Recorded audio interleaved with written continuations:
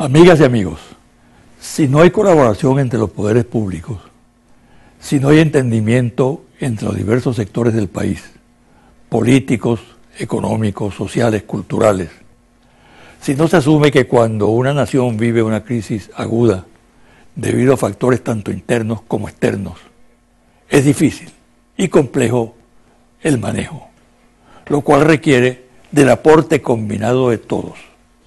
Resulta imposible resolver la situación y por el contrario, esta se complicará cada día más. Esto es lo que tenemos que entender hoy los venezolanos. De lo contrario, todo esfuerzo por salir adelante se perderá. No es el momento de lo individual y personal, es el momento de lo colectivo, de la amplitud, de los acuerdos para entenderse, lo cual es difícil cuando la polarización irracionaliza la política, como sucede en la actualidad. Pero hay que intentarlo. Es una obligación ciudadana actuar en esa dirección y para ello hay que tener claro que la crisis no se puede superar al margen del diálogo. Los intentos que no contemplen como algo esencial, básico, que las partes y el país todo adopte la discusión civilizada, democrática, lejos de la diatriba y la descalificación que exacerba los odios y no se concentra en los grandes temas nacionales, la solución de los graves problemas que nos aquejan no ocurrirá. Sin contactar, sin coincidir en torno a una mesa, sin despojarse de prejuicios nacidos al calor de la polarización, que siempre niegan al otro y rechazan cuanto esto proponen. Estarás echando entonces el fracaso a cualquier intento. Tan importante es el diálogo para la paz, para el entendimiento de los venezolanos, para restañar heridas y atacar los problemas con soluciones concentradas, que ya comienza desde los reductos de la violencia, de aquellos que apuestan a que se desate un conflicto cruento entre los venezolanos, quizá con el propósito de que fuerzas extranjeras intervengan en el país, han dado inicio a una campaña descalificadora del diálogo, de quienes lo auspician, promueven y exaltan sus bondades. Ante esa campaña perversa hay que reaccionar, enfatizando las bondades del diálogo como instrumento fundamental para que Venezuela salga de la crisis, reafirma la paz y garantice el desarrollo económico y social. Una pausa y al regreso converso con Gustavo Pereira, abogado, defensor de los presos políticos durante la Cuarta República, poeta, ganador de varios premios nacionales e internacionales de literatura, historiador y autor del preámbulo de la Constitución Bolivariana.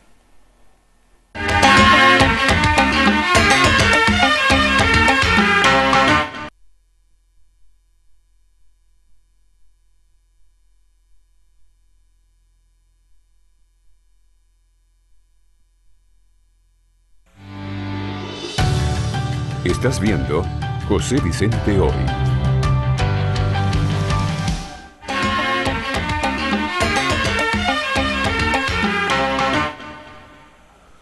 Gustavo Pereira es mi invitado de hoy.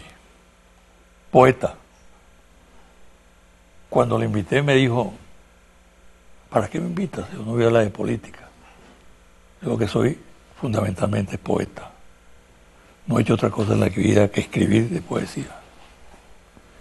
Yo le dije, tienes otras facetas y por eso quiero que estés en el programa. En efecto, es un gran poeta, prosista excepcional, defensor de presos políticos en la Cuarta República, de verdaderos presos políticos, y donde los defensores corrían muchos riesgos, no como ahora. Tiene varios premios de literatura, y es autor nada más y nada menos que del preámbulo de la Constitución Bolivariana. Un preámbulo que es extraordinario, que comienza así. El pueblo de Venezuela, en ejercicio de sus poderes creadores e invocando la protección de Dios, el ejemplo histórico de nuestro libertador Simón Bolívar, etcétera, etcétera, etcétera. Bienvenido. Gracias, José Vicente. Como te dije por teléfono, un alto honor volver a tu programa. ¿Qué representa realmente la Constitución del 99? Tú que fuiste factor determinante. Como todo soñador, o como todo pueblo soñador, representa un sueño popular, de eso no cabe duda. Y los sueños se hicieron fundamentalmente cuando están afincados en realidades, se hicieron para convertirlos en eso, para convertirlos en realidad. Eso no es fácil, por supuesto, ¿no? Ningún sueño de redención en la historia de la humanidad se ha convertido en realidad por obra y gracia del Espíritu Santo. Ha costado mucho esfuerzo, muchas luchas, muchos sinsabores, muchas desilusiones. Ese prólogo, ese preámbulo, por supuesto, sigue siendo un país en estado latente. Y lo que se ha hecho hasta ahora tiende hacia que lo que está allí contemplado, que no hace sino recoger lo que está contemplado en la Constitución, se convierta en esa realidad, en ese sueño hecho posible, que se ha suplantado, por supuesto, por otro sueño, que corresponderá a otro hacerlo posible, y así la humanidad sigue su eterno camino hacia quién sabe qué, ¿no? Yo creo que una de las grandes victorias de esta Constitución es que los que la negaron, la adversaron, votaron en contra cuando el debate, han terminado asumiéndola. ¿Qué representa eso? Representa en primer lugar no una sorpresa, porque era obvio que tenía que ser así, porque se necesita realmente tener yo diría que un apasionamiento lindando en la irracionalidad para haber negado, primero, las virtudes de esa Constitución, y en segundo lugar, haberla rechazado porque era una Constitución dictatorial, ¿no?, que iba a afianzar un gobierno totalitario, cuando es la Constitución más democrática del mundo, y ellas justamente se afianzan quienes ahora, ¿no?, la defienden, por supuesto, en sus articulados esenciales. Esenciales para ellos, para su causa, por supuesto, ¿no? Porque seguramente otros de esos articulados les molestará, ¿no? Cuando se trata de la redención de la clase humilde, cuando se trata de sustraer a ese pueblo de las privaciones en que lo ha sumido 3 siglos de historia desde la conquista y colonización, no es fácil que quienes fueron desplazados de los estamentos que hicieron posible esas segregaciones y esas exclusiones, lo asuman con dicha o con alegría, por supuesto. Eso se explica porque, sí, eso explicaría, es lo que estás diciendo tú, el acoso permanente de esta Constitución por parte de la derecha y de factores internacionales. Sin duda, y no tendría nada extraño que ellos asumieran, si no una exclusión total de la Constitución mediante una nueva constituyente, que asumieran reformas parciales de esa Constitución en aquellas cosas que al capital, al gran capital sobre todo, y al imperio no les conviene, que es la soberanía popular, la defensa de la soberanía popular, el ejercicio de una fuerza armada que ahora delibera, porque no son eunucos, son seres humanos pensantes, el ejercicio de la justicia que baja hasta convertirse en protagónica en el pueblo organizado, ¿no?, y que se ejerce a través de consejos comunales, de comunas, y que se está comenzando ahora a tener conciencia de lo que significa la organización popular como instrumento de verdadero cambio. Ya intentaron acabar con ella, ¿no? 11 de abril 2002, el golpe petrolero. Así es. Y el golpe guarimbero, ¿no? 3 momentos que arremetieron contra la Constitución. Ahora vienen por otras vías, más sutiles, porque ha estado permanentemente instalado en este proceso, lo que pudiéramos llamar el golpe de Estado permanente. Así es. Que se materializa, se frustra, pero vuelve a la carga. Tú, como uno de los autores de esta Constitución, y que además la vivió intensamente, ¿qué respuesta hay que dar a esta nueva acechanza? Fíjate que están pidiendo abiertamente que el presidente constitucional de la República renuncie o se vaya, pues. En 6 meses. Y si no renuncia, se lo sacan. Sí.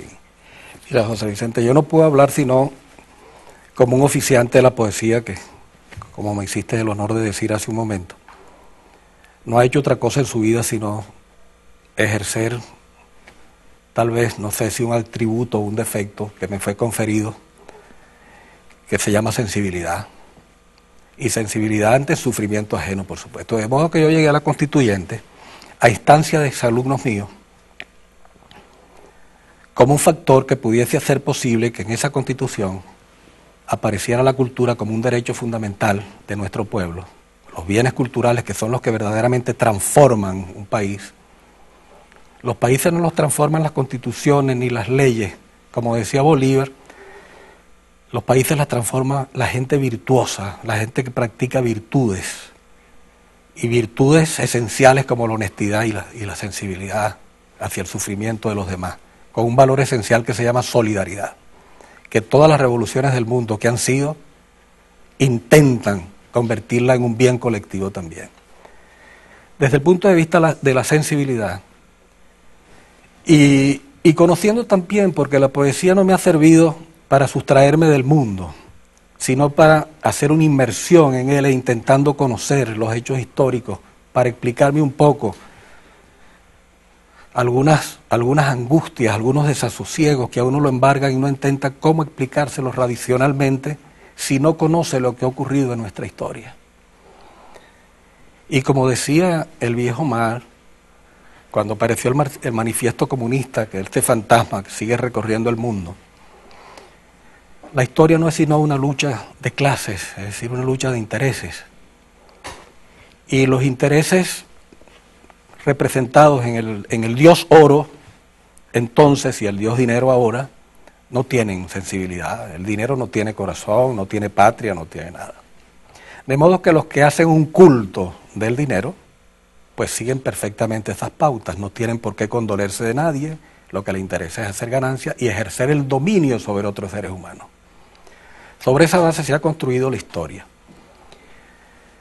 La oposición se caracteriza, creo yo, por tener en su seno varios tipos de personalidades y de gente, fundamentalmente en su dirección.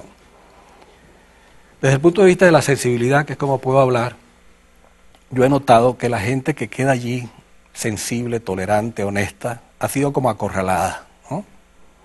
Y en su lugar ha ocupado la dirección de ese movimiento gente que no ha hecho sino sembrar odio desde el primer día, incluso desde la campaña de Chávez, la campaña electoral de la primera campaña electoral de Chávez.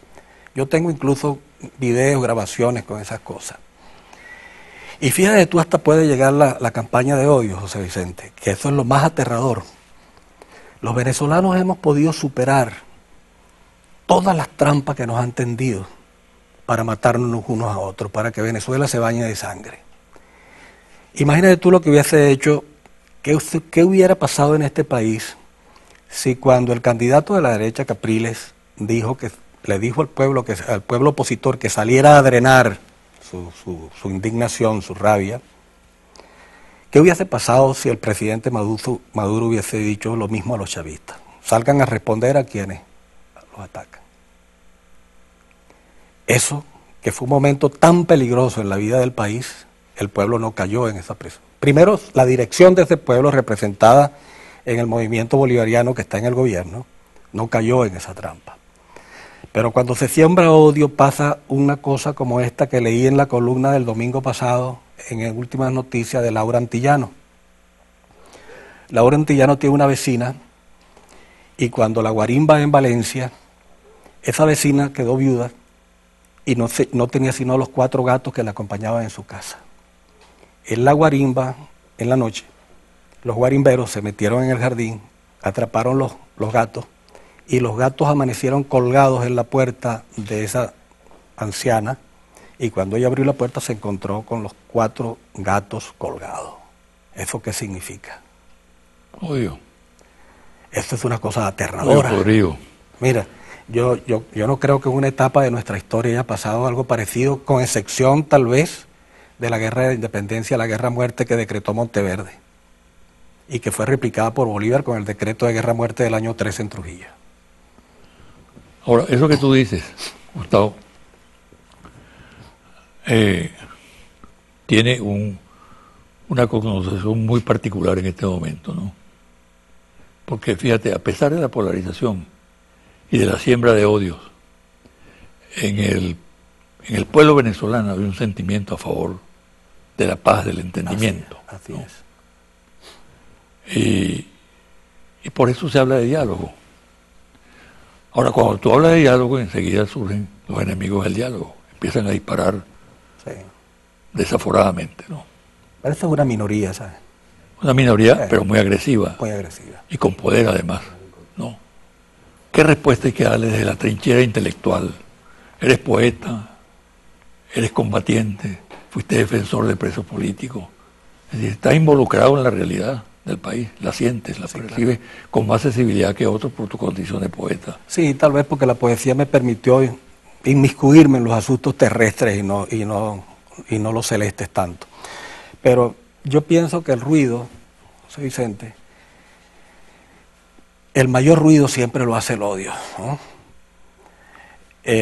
La bondad pasa siempre sigilosamente, ¿no? No hace ruido.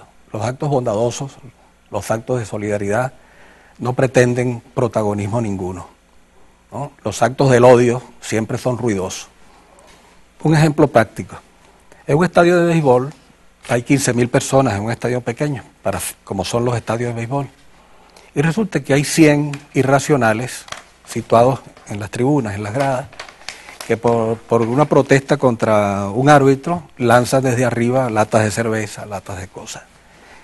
La gente no mira los 14.900 seres humanos que están allí, contemplando, divirtiéndose, entreteniéndose con un deporte, sino que fijan su vista y su atención en los 100 irracionales que están allá, una ínfima minoría.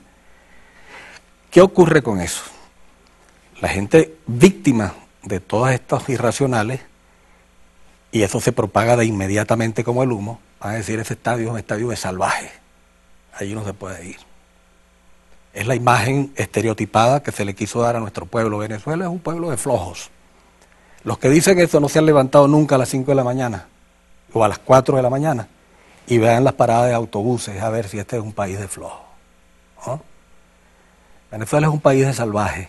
Si fuese un país de salvajes, nosotros estuviéramos matando desde el golpe de Estado contra Chávez, desde esa época. De nuevo, como en la Guerra Federal. Colombia no tiene 50 años de guerra. Colombia está en guerra desde la muerte de Bolívar. Una guerra entre liberales y conservadores. Ha habido como 11 guerras civiles en Colombia después de la guerra civil, después de la muerte del Libertador, ¿no? Después de la Guerra Federal nuestra, hemos soportado las dictaduras más tenebrosas y los venezolanos hemos soportado todos los embistes de una derecha absolutamente, no me atrevo ni a calificarla, porque a veces es tan irracional que parece que sobre los intereses colectivos, sobre los intereses del país, pusieran unos intereses bastardos sobre todas las cosas, incluyendo los suyos propios. Porque cuando estalla un conflicto de esa naturaleza, las bombas no eligen por nombres y apellidos a quién van a matar, ¿no? Y cuando estalla, cuando se exacerba la violencia, el cerebro animal que todos tenemos se dispara. Y volvemos a ser los primitivos animales prehistóricos, ¿no? que se mataban por territorio, por la hembra, por cosas parecidas. Ojalá tuviéramos realmente la recuperación de esos sectores, de esas personalidades. Yo pudiera nombrarte muchos acá, a quien yo he seguido y leo meticulosamente lo que escriben, y veo cómo se expresan, lo que dicen, si están mintiendo, si están jugando a la hipocresía, en lo que es tan ducha, por supuesto, la lucha política en algunas partes. Telerán decía que la palabra se inventó para ocultar el pensamiento, ¿no? Con el cinismo que lo caracterizaba. Vamos a hacer una pausa, Gustavo. Y al volver quiero que hablemos del momento actual del país, la crisis que existe, la situación del gobierno, la conducta de la oposición. De acuerdo.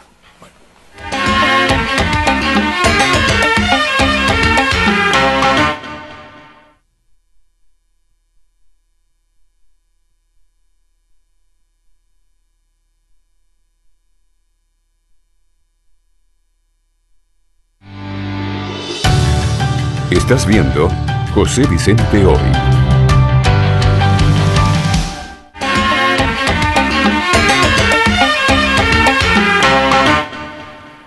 Gustavo, el país está viviendo una crisis indudablemente, ¿no? No podemos eludir encararla a base de la verdad, reconociendo fallas, errores, etc., ¿no? Es importante entonces una respuesta racional, seria a lo que está ocurriendo. El desabastecimiento, el alto costo de la vida, la inseguridad, tienen en zozobra a la población. ¿Cómo observas tú la situación en este momento? Dramática. No creo que encontrar un calificativo más apropiado que el de dramática, porque yo lo vivo, no me lo cuentan, ¿no? Y se trata de un desabastecimiento atroz en todos los órdenes. Una inflación desbordada, incontrolable. Y eso es desde el año pasado, ya llevamos bastante tiempo en eso. A veces me da la impresión de que existe un gabinete económico que a lo mejor practica el Tao, la doctrina del Tao, el taoísmo, que es la inacción. Y todo el pueblo. Mira, yo pienso, José Vicente, que los revolucionarios, la autenticidad de un revolucionario y la autenticidad de una revolución es reconocer honestamente los errores que cometemos. Eso no creo que sustraiga a nadie de sus principios ni de las verdades, ¿no? No, que el enemigo se va a aprovechar de las cosas. Mire, cada vez que se habla con la verdad en la mano y se dice lo que está ocurriendo, todo el mundo está en capacidad de entender y comprender. Esos 5.600.000 venezolanos que en estas circunstancias votaron por el gobierno bolivariano, votaron por Chávez, votaron por Nicolás Maduro, mire, yo los saludo con el corazón. Esos son votos de conciencia, definitivamente. Porque normalmente situaciones menores a esta han permitido que se pierda todo un proceso de reivindicaciones, que se pierdan conquistas fundamentales, que esos niños que hoy van a la escuela y la primera lección que reciben es un desayuno y almuerzan en su escuela, con todas las deficiencias que podamos achacarle a un sistema que intentó ser privatizado, desmejorando absolutamente la educación pública, dejando que las escuelas en el abandono, para que las escuelas privadas y los colegios privados proliferaran. Lo mismo pasó con el sistema hospitalario, dejando que los hospitales, todavía no ha sido posible recuperar el sistema de salud pública, ¿no? De modo que la situación hay que enfrentarla con el dramatismo que ella presenta en la actualidad, y desde hace ya bastante tiempo. Es difícil no perder la fe en un movimiento en tales circunstancias. ¿Qué recomiendas tú para mantenerse firme en los principios? Sí. Lo primero, hablarle con la verdad a la gente. Porque lo otro es el vacío, o es la quiebra de la república total, ¿no? Claro. No, con la oposición no hay alternativa. Claro. Mire, le pasó al movimiento sandinista. Recuerda que el movimiento sandinista cometieron errores muy graves después que ganaron la guerra a los Somoza y perdieron las elecciones con un ama de casa llamada Violeta Chamorro. Y tuvieron que tener un gobierno de la derecha y de la ultraderecha para que el pueblo se diera cuenta de que los errores que habían cometido los sandinistas se podían reparar, pero los errores que no eran errores, la política que ejercía la derecha contra aquel pueblo, eso no se podía reparar porque los daños eran absolutamente irrecuperables, ¿no? Porque eran daños a la dignidad humana, daños a los niños. Yo no he visto niños de la calle como los veía hasta los años 90. Niños que llegaban, se estaba tomando uno un café, una cerveza, un café, lo que fuere, proliferaban los niños limpiabotas, ¿no? Probablemente todavía existen algunos, pero ya no me puedo decir.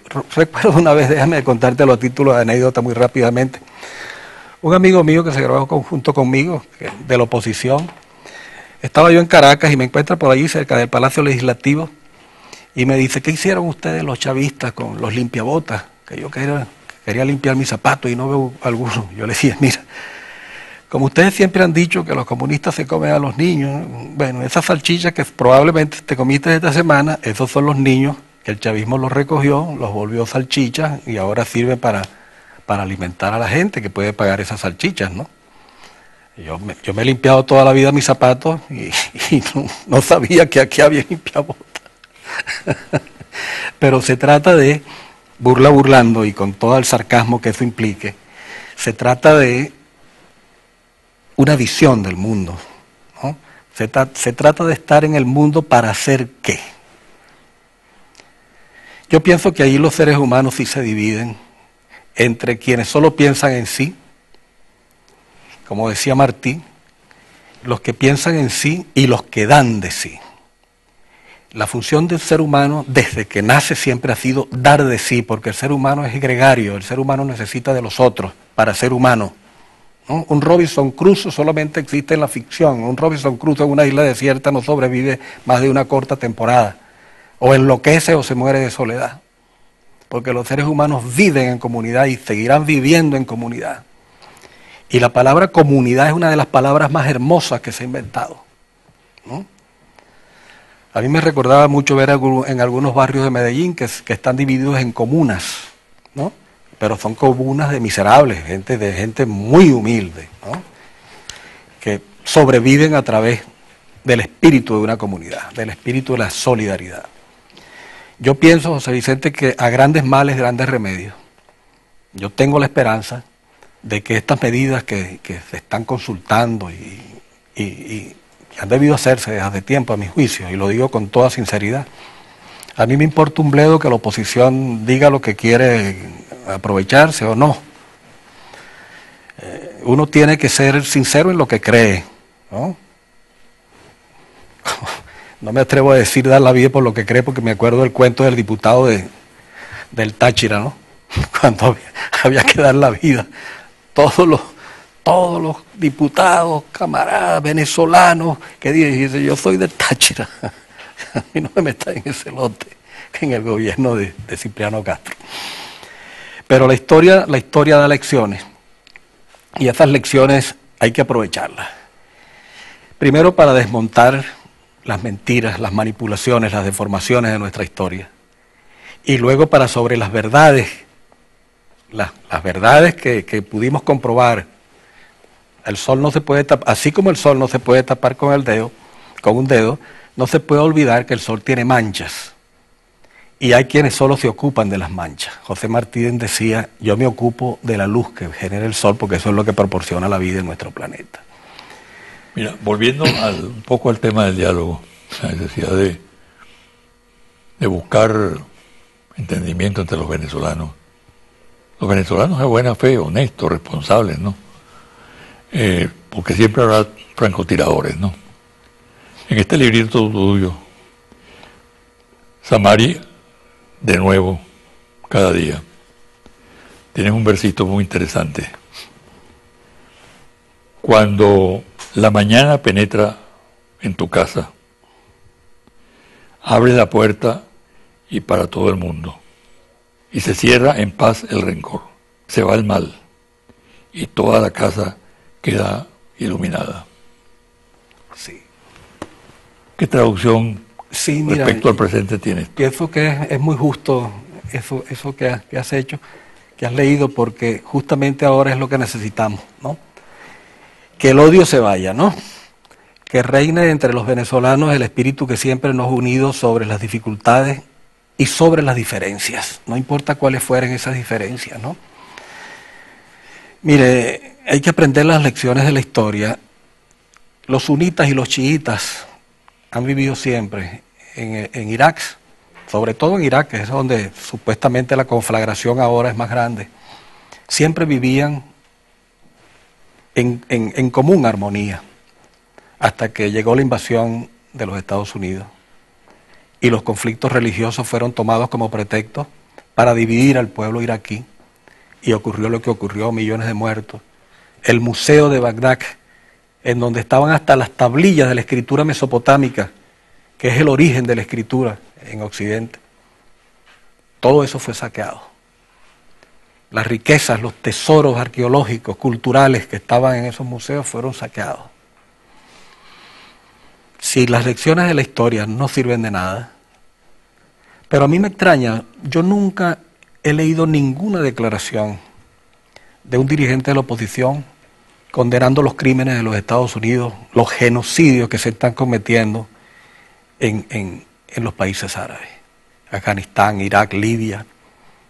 Inventaron una palabra, no solo la palabra la inventaron, sino que hicieron que la palabra tuviese biología, tuviese carne, el terrorismo. Inventaron los terroristas, ¿no? Ahora los terroristas están haciendo, por supuesto, lo que suelen hacer los terroristas de verdad. Y esos terroristas son unidireccionales, porque yo no he visto que esos terroristas ataquen a capitales judíos, a políticos israelitas, a grandes capitales norteamericanos, a políticos norteamericanos o a familiares de políticos norteamericanos, como los norteamericanos hicieron con Gaddafi, que bombardearon la tienda de campaña donde Gaddafi vivía con sus pequeños hijos, ¿no? Yo no he visto que esos terroristas la emprendan contra quienes los cultivaron, los hicieron, los financian, etc. De modo que ese es un extraño terrorismo unidireccional que yo siempre me he preguntado por qué los terroristas no embisten a tirios y troyanos, como hacen los verdaderos terroristas, sino que tienen blancos muy concretos siempre en los países democráticos, a los que califican de tiranos, ¿no? De tiranías. Claro. Extraño. Para terminar, Gustavo, hay algo relacionado con una denuncia del pasado que tú formulaste y a la cual se refirió el presidente Chávez, llamado presidente. Sí. ¿Recuerdas en este Lo momento? recuerdo muy bien, José Vicente, sí. Fue el 29 de junio del año 12, del 2012, menos de un año menos antes de morirse, que él recogió una denuncia, yo te había escrito, denunciando un crimen ecológico espantoso, terrible, mortal, no se puede calificar de otra manera sino de mortal, que es la contaminación de la fábrica de cemento en Pertigalete, desde hace muchos años. Yo he escrito muchos artículos sobre eso desde hace mucho tiempo. Y ahora lo recordé mucho esa denuncia. Estaba en Suátegui, ¿no? Sí, estaba en Suátegui. Porque leí recientemente que el presidente Nicolás Maduro había participado, además con mucho éxito, todos los quienes participaron en ese movimiento de protesta, para sacar a la fábrica de cementos La Vega, que estaba envenenando a toda la población del oeste de Caracas, Catia y todos los barrios aledaños a Catia. Esa lucha se ganó. No puede ser posible. Esa fábrica de cemento pertenecía al grupo Mendoza, se llamaba Fábrica de Cemento Vencemos. Los Mendoza la negociaron luego con capitalistas mexicanos y se llamó Cemex. Cemex depredó toda aquella montaña. Me imagino que no le hizo los mantenimientos debidos a esa fábrica, pero esa fábrica fue nacionalizada hace muchos años. Y las fotos, un par de fotos que te traje nada más que demuestra, porque eso apenas es una contaminación parcial, porque toda la fábrica, incluyendo las construcciones que están allí, la fábrica que está allí, que no echa cemento por arriba, todo esto, José Vicente, es una nube inmensa que cualquiera que venga acercándose desde Margarita en el ferry hacia Puerto La Cruz se va a dar cuenta y dice que toda esa costa que va de Pertigalete, porque los vientos alisios arrastran ese cemento hasta Puerto La Cruz casi, cree que la costa esa del oriente está bañada de bruma del mar, y parece que es una cuestión hasta poética, ¿no? Pero estacione usted un carro en la cercanía de Guanta, Chorrerón, los pueblos circunvecinos, para que usted vea lo que le ocurre a su carro. Cuando lo va a buscar, el carro está lleno de cemento que solamente sale con vinagre. Imagínese lo que ocurre a los pobladores de Chorrerón, de Guanta, de Puerto La Cruz. En ese Consejo de Ministros, el presidente Chávez, a raíz de la denuncia que leíste, interpeló al ministro del Ambiente, quien dijo que esa fábrica lo que le hacía falta eran unos filtros que habían sido solicitados a Alemania y que lo estaban esperando. No era así. La fábrica tiene unas fallas estructurales. Esa fábrica hay que cerrarla. Y una revolución debe preguntarse, y un revolucionario debe preguntarse, ¿qué es más importante? ¿La misión vivienda, que sin duda es esencial, o la vida de los seres humanos que habitan en esta costa? Yo creo que el cemento puede ser sustituido, una vida humana no. El cemento puede ser sustituido importando lo que produce esta fábrica, que me imagino que con las fallas que tiene no debe ser gran cosa, ¿no? Fallas del Estado, Sí. fallas de política del Estado, indudablemente. Sí, indudablemente. Bueno, te agradezco muchísimo la presencia, ¿sabes? Muchísimas gracias a ti, José Vicente. Un honor. Una pausa y al regresar los confidenciales.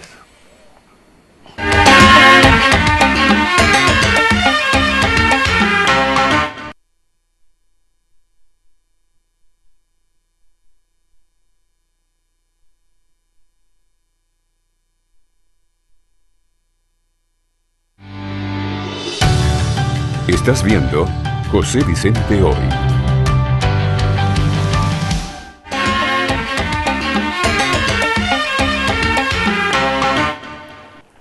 Y ahora, los confidenciales. Algunos analistas políticos consideran como logros negativos, tanto de la oposición como del gobierno. Por ejemplo, que la oposición haya conseguido mantener un clima de zozobra y angustia en el país con sus planteamientos en la Asamblea Nacional y a través de los medios, mientras que el gobierno haya logrado que la oposición se agote con ataques e iniciativas desconectadas de los problemas concretos de los ciudadanos. En efecto, en el país crece la sensación de que las elecciones parlamentarias del 6 de diciembre dejaron un cuadro político que no cambia en relación con el que había antes de esos comicios. La tensión sigue igual, incluso se ha agudizado. Al país no se le ofrecen soluciones. El debate tiene los mismos contenidos polarizadores y por tanto gana terreno el pesimismo en la colectividad. El gobierno no termina de anunciar y de concretar los proyectos para darle impulso a la economía, mientras que la oposición mantiene un discurso cuyo contenido central consiste en plantear la salida de Nicolás Maduro de la presidencia de la República. Curiosa similitud entre el retiro de los retratos de Simón Bolívar y de Hugo Chávez de las instalaciones de la Asamblea Nacional en Caracas y el empleo del mismo procedimiento por el gobierno de Macri en Argentina, que retiró las fotos de Kirchner y de Hugo Chávez de la Casa Rosada. El gesto revela las coincidencias de la derecha para desaparecer a como dé lugar las políticas progresistas y de avanzada, tanto en Argentina como en Venezuela. Todo indica que la CIA ha puesto en marcha la operación Desertor contra Venezuela. El plan consiste en abrir brechas dentro de la Fuerza Armada Nacional Bolivariana con programas encaminados a minar a la institución castrense, los cuales arrecian progresivamente tras la deserción de algunos oficiales, entiéndase, reclutamiento en el lenguaje del organismo de inteligencia norteamericano. En los casos que se han presentado, los desertores se han prestado para servir de instrumento de la guerra mediática, entregando información interesada y manipulada contra el gobierno nacional. En sectores de la oposición se trabaja con varias hipótesis sobre la actual situación del país. Uno es que el desabastecimiento y el alto costo de vida está generando un clima preinsurreccional de carácter popular. Día a día crece el nivel de desesperación de miles de personas que hacen largas colas para adquirir alimentos, medicinas, objetos de limpieza personal, etc. El sentimiento de rechazo a lo que sucede ya alcanza inquietantes niveles de violencia verbal. La mayoría de los partidos políticos que actúan en la MUD consideran que este estado de ánimo de la población puede llevar al país a una cruenta confrontación y se especula sobre el papel de la Fuerza Armada Nacional Bolivariana en tales circunstancias. La recomendación es prudencia y trabajar para evitar que se desencadenen los acontecimientos. Otro sector, en cambio, es partidario de estimular la crisis para provocar un cambio de gobierno cualesquiera sean las vías y las consecuencias. En el campo oficial, tanto el gobierno como el chavismo orgánico consideran que tales hipótesis no tienen sustento en la realidad. Reconocen el malestar en la población, pero creen que lo que provoca el malestar será superado, que se trabaja arduamente para corregir los factores que determinan la crisis a corto y mediano plazo, para desactivar las tensiones y que el apoyo de la calle y de la Fuerza Armada Nacional Bolivariana garantiza la estabilidad de las instituciones, la reacción de la economía y el desarrollo normal de la actividad del país. Ante el revocatorio del mandato presidencial hay dos posiciones. Una, de trabajar para su convocatoria inmediata, posición esta minoritaria en la MUD. Y dos, la de no utilizar el mecanismo constitucional dada la incertidumbre que existe ante la compleja situación del país y dejar que corran con normalidad los lapsos legales previstos como la elección de gobernadores del próximo mes de diciembre. El secretario general de la OEA, Luis Almagro, adelanta desde el cargo que detenta una sistemática y falaz guerra comunicacional contra Venezuela, utilizando en esa tarea denuncias sin confirmación oficial que se formulan internamente en el país. Por cierto, Almagro cuenta con un equipo especial en el cual destaca como enlace internacional Sergio Jelinek.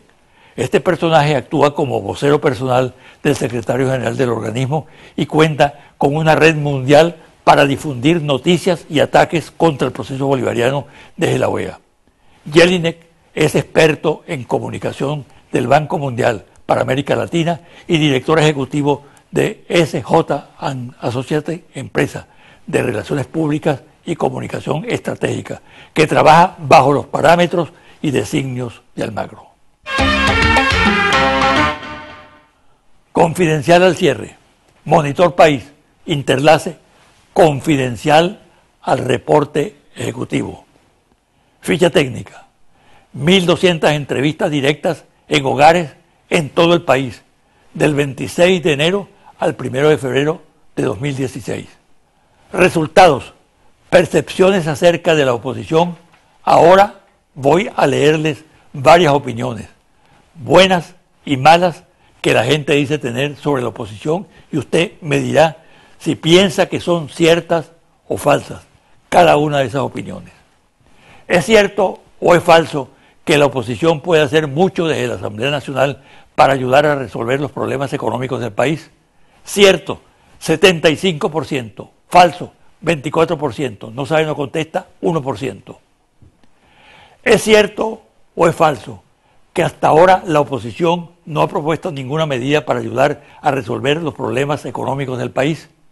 Cierto, 57%, falso, 40%, no sabe, no contesta, 3%.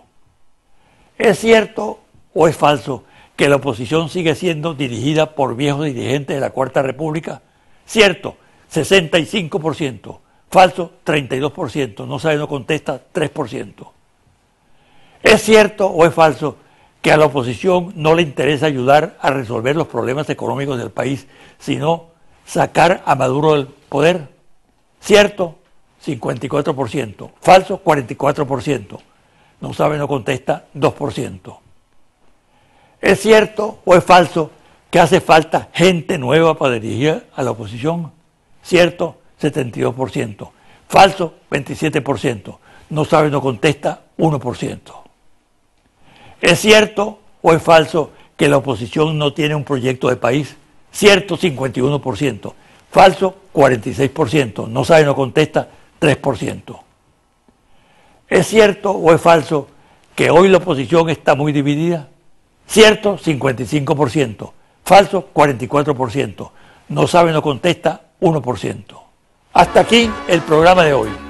Me despido hasta el próximo domingo a las 9 de la mañana por este tu canal Televen.